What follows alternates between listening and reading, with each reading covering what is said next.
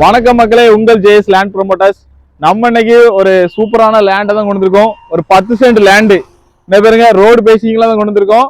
இந்த லேண்டு ஒரு 10 cent land இருக்கு. இந்த சைடும் பாதை, ரோடு பாதை, பின்னாடியே உங்களுக்கு ரோடு பாதை தான். 20 அடி ரோடு வந்துடும். பின்னாடி பாருங்க 20 அடி ரோடு. ஃப்ரண்டேஜ் மட்டும் ஒரு 30 அடி இருக்கு. வள்ளியூர் NH ரோட்ல இருந்து நம்ம கவர்மெண்ட் போற ஹாஸ்பிட்டல் பக்கத்துல தான் நம்ம லேண்ட் இருக்கு.